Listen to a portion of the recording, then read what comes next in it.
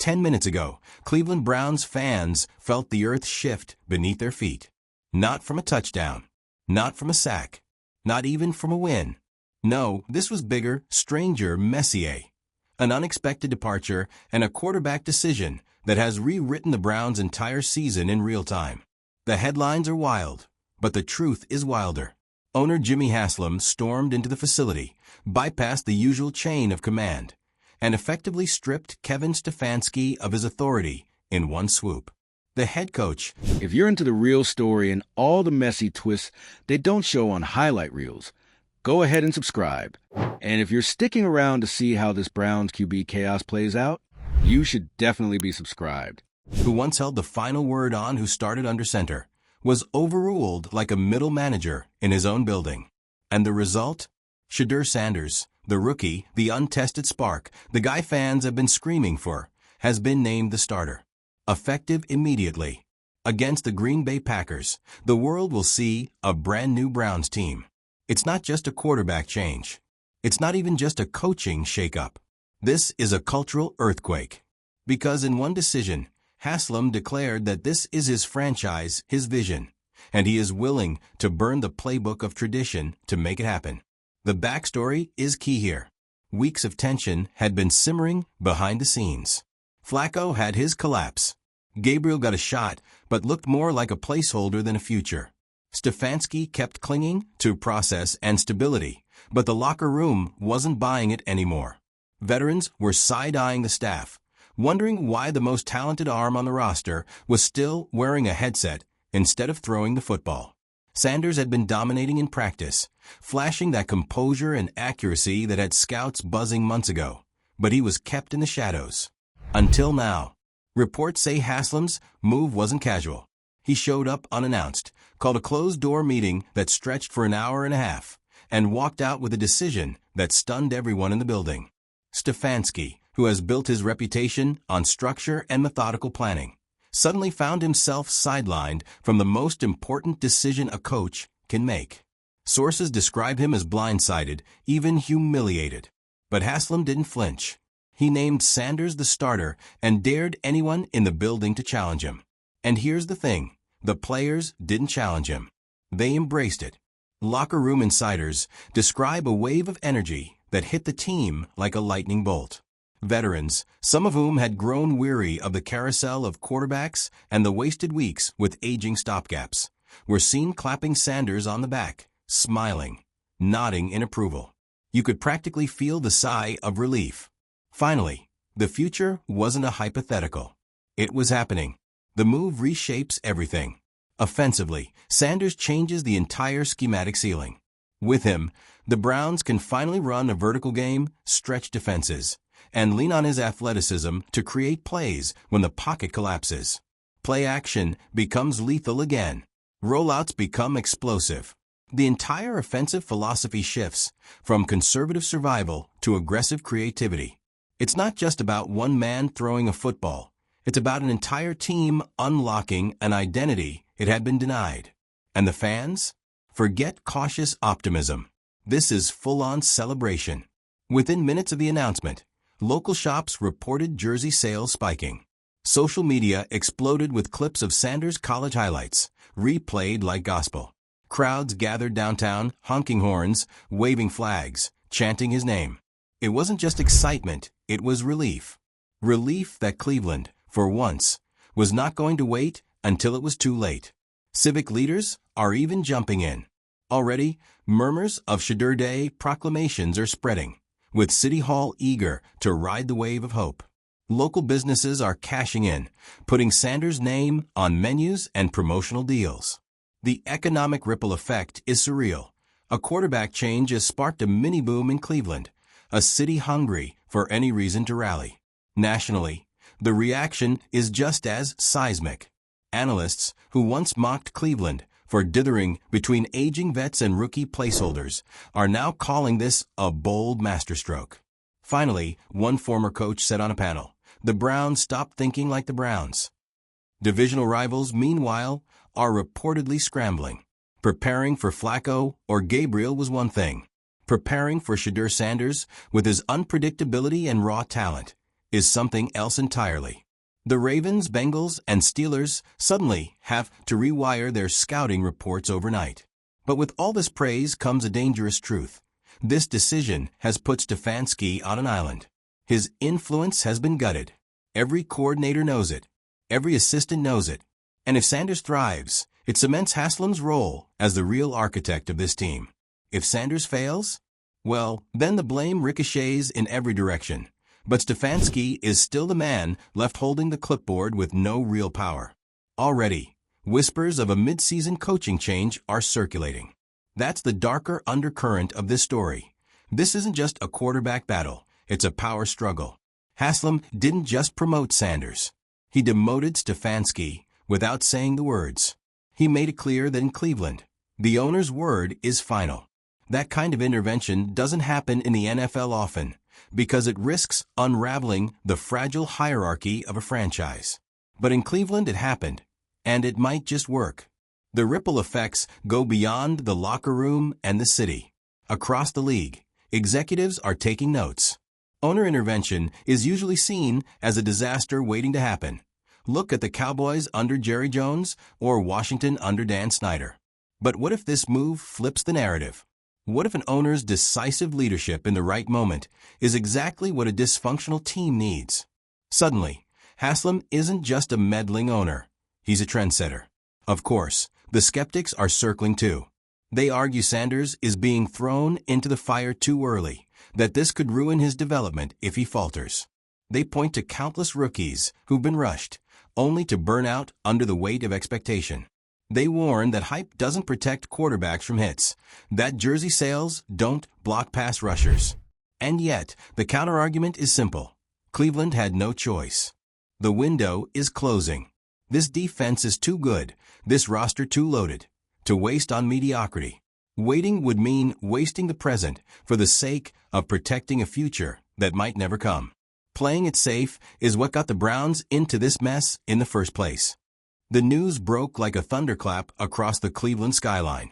10 minutes ago, the Browns weren't just a football team trying to fix its season. They became the epicenter of a drama so raw, so unfiltered, that it belongs in a Shakespearean tragedy. A coach stripped of power. An owner stepping into the gladiator arena. A rookie quarterback being handed the crown before his armor has even been tested. And an entire fan base, weary from decades of heartbreak, suddenly jolted awake by a move that nobody saw coming this soon. Jimmy Haslam didn't tiptoe. He didn't hint. He didn't even soften the blow. He barged into his own building like a man possessed, as if he had seen enough of the Browns drifting in that gray fog of mediocrity. And in one decisive strike, he severed the cord tethering the Browns to their old ways. Kevin Stefanski, the stoic tactician, the man whose word used to be law, was effectively muted. The Browns are now Haslam's ship, and he's steering it straight into the storm with Shedeur Sanders gripping the wheel. Now, think about what this means in Cleveland, a city haunted by ghosts in helmets. This isn't a small coaching adjustment. This isn't a polite quarterback swap.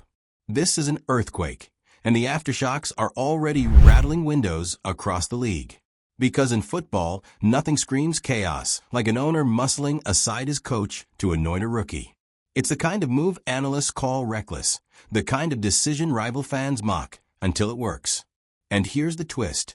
In Cleveland, it might actually work. For weeks, the Browns had been trudging along, their offense stuck in neutral.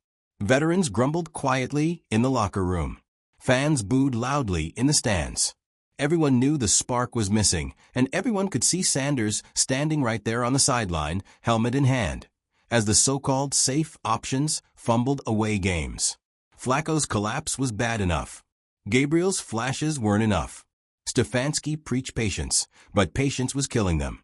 Haslam, impatient as ever, decided waiting was no longer an option. So now the rookie steps in, not with a gradual build-up, not with a cautious handoff of responsibility, but with the weight of an entire franchise on his shoulders. Imagine the pressure. You're Shedeur Sanders, son of a legend, already carrying the burden of a name that means electricity, swagger, spotlight.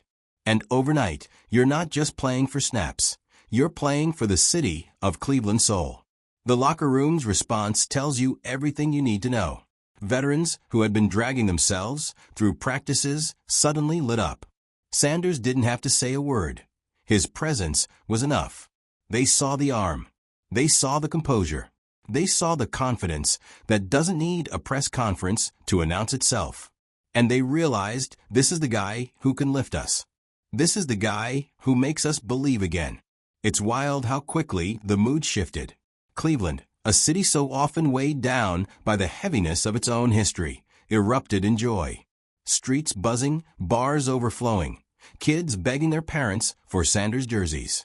It felt less like a football decision and more like a cultural renaissance. This wasn't just a quarterback change. It was a declaration of hope. And let's be clear, the economic machine is already in motion. Local shops are rolling out Sanders-themed menus. Ticket prices are soaring on the secondary market. Civic leaders are already talking about Shadur Week proclamations. All of this from one decision made 10 minutes ago. That's the insane power of football in Cleveland. That's the insane power of belief. But behind all this celebration lurks the shadow of Stefanski. The man is still the head coach on paper, but what is he really now? His voice in the quarterback room has been silenced. His authority has been fractured. Imagine being him, standing on the sideline, knowing the biggest call of your career was made without you. Every win will be credited to Haslam's boldness. Every loss will fall on your shoulders. That's not a partnership, it's a countdown clock. And every tick of that clock brings him closer to the door. The league, of course, is watching with fascination. Owner interference usually ends in disaster. The Cowboys have been mocked for decades for it. Washington's failures became a cautionary tale. But what if this gamble rewrites the script? What if Haslam's move, brash as it seems, becomes the model for teams stuck in dysfunction? Imagine owners across the league looking at Cleveland and saying, maybe meddling isn't meddling. Maybe it's leadership. That's the knife-edge Cleveland is balancing on right now. They've gone all in. And when you go all in, there's no hedging, no fallback, no safety net. Sanders must deliver, or else. Picture the moment against Green Bay. The rookie jogs out, crowd deafening, cameras zooming in on his every move. The ball is snapped, and in that instant, the past and the future collide. If he throws a dart for a first down, the place will erupt like it hasn't in decades. If he falters, the doubts will come flooding back. That's the tightrope he's walking. That's the reality of being Shadur Sanders in Cleveland right now. Every throw is a referendum. Every play is history in the making. But here's what makes this different from past Browns quarterbacks. Shadur isn't just talent. He's composure. He's brand. He's leadership without needing to shout.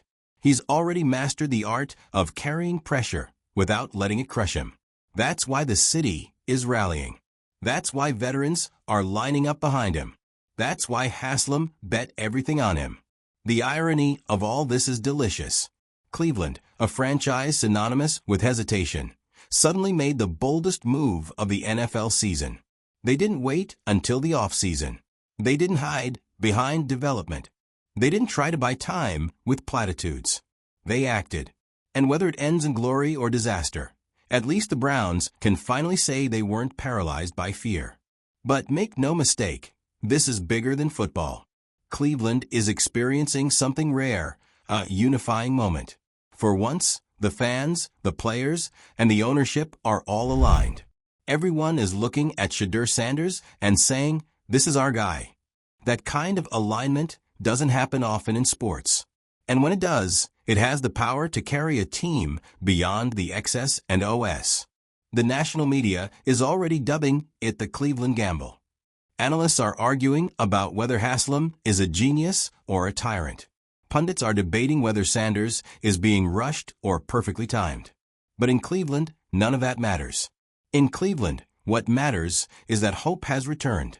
And hope, fragile as it is, feels stronger than fear right now. The Browns have always been a team trapped by regret. The jersey of failed quarterbacks hanging in bars. The playoff droughts. The heartbreaks. Every memory soaked in what if. But today, in a move that stunned the league, they broke the cycle. They didn't wait for hindsight to tell them they were too late. They didn't let another season slip away into mediocrity. They chose risk. They chose the future. They chose Shedeur Sanders. And now, the question isn't whether it was the right choice. The question is whether Cleveland has finally found the quarterback who can transform regret into redemption.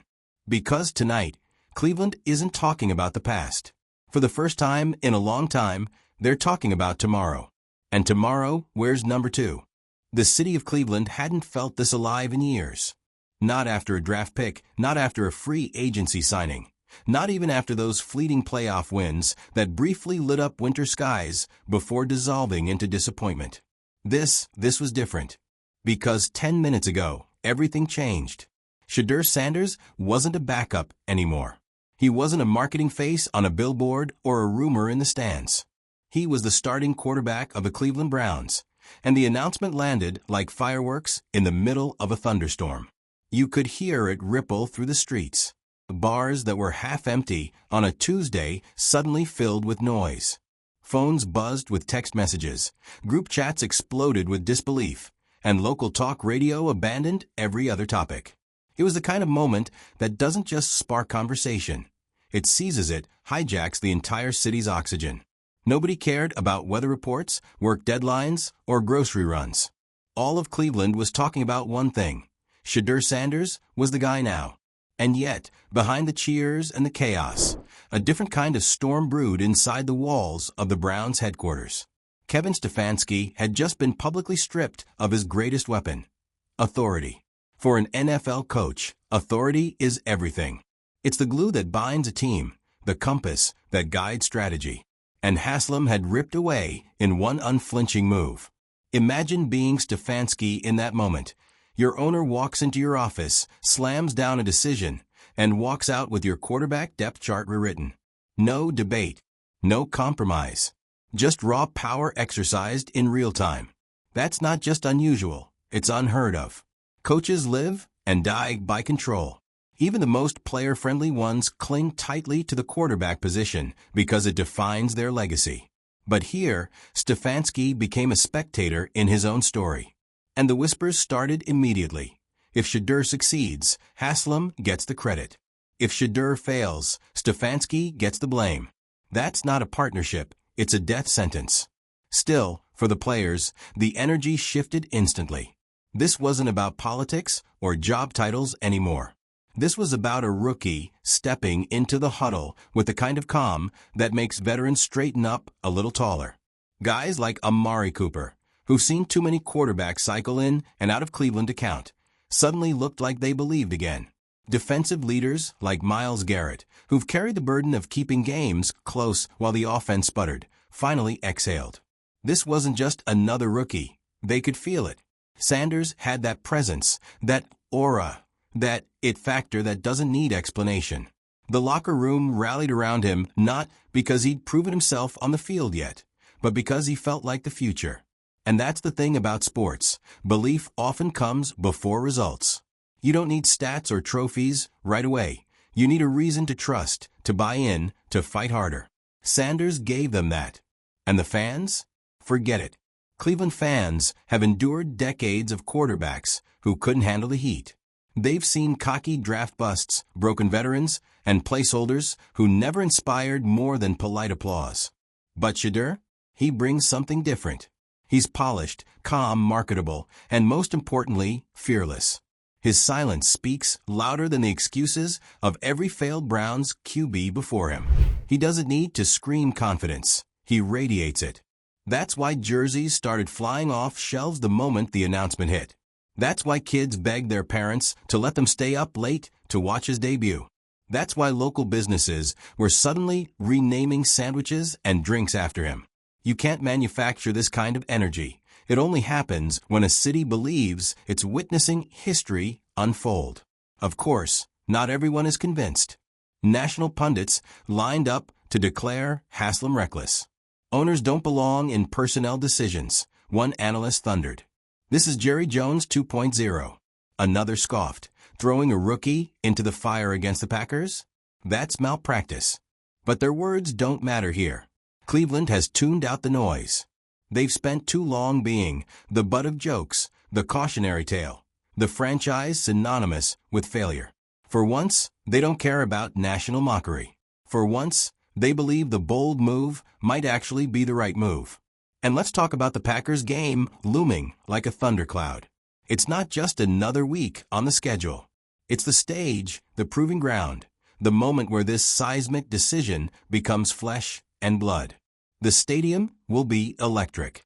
Fans will pour in with signs and chants, ready to coronate Sanders before he even takes a snap. The cameras will be everywhere, dissecting his body language, zooming in on every bead of sweat. National broadcasts will frame it as a gamble of epic proportions. And Sanders? He'll walk out there with the calm of someone who doesn't just expect the spotlight. He welcomes it. Because that's the other part of this story. Shedeur isn't rattled. He never has been. Not in college, not in the lead up to the draft, not when media storms swirled around his name. He doesn't panic. He doesn't play small. He knows the weight of his last name, the shadow of Dion, the expectations that come with being more than just a quarterback, but a brand. And instead of shrinking, he leans into it. That's why Haslam pulled the trigger. He saw what everyone else saw. Sanders isn't just a player. He's a leader, even before his first official start. Now, Stefanski has to play along. Publicly, he'll support the move. He'll talk about team decisions and long-term vision. Privately, though, he has to know the clock is ticking. If Sanders succeeds, Stefanski becomes expendable. If Sanders fails, Stefanski becomes the scapegoat. Either way, his grip on the Browns has been shattered. That's why this isn't just a quarterback story. It's a story of power, pride, and survival. And while the franchise sorts through its internal chess match, the city doesn't care about politics. They care about hope. That's why fans are painting murals of Sanders downtown before he's even thrown a touchdown pass. That's why local schools are holding pep rallies in his honor. That's why the economy itself is buzzing, with restaurants reporting spikes in reservations for game day, breweries launching Sanders suds, and ticket scalpers making fortunes off the hype. Cleveland has turned this quarterback change into a cultural event. But beneath the noise lies the truth. This is a risk. Bold, dangerous, exhilarating risk. The kind of risk that can transform a franchise or sink it further into infamy. If Sanders lights up the Packers, Cleveland becomes the hottest story in football. If he struggles, the critics will swarm, and the whispers of too soon will echo louder than the cheers. That's the razor's edge the Browns are walking.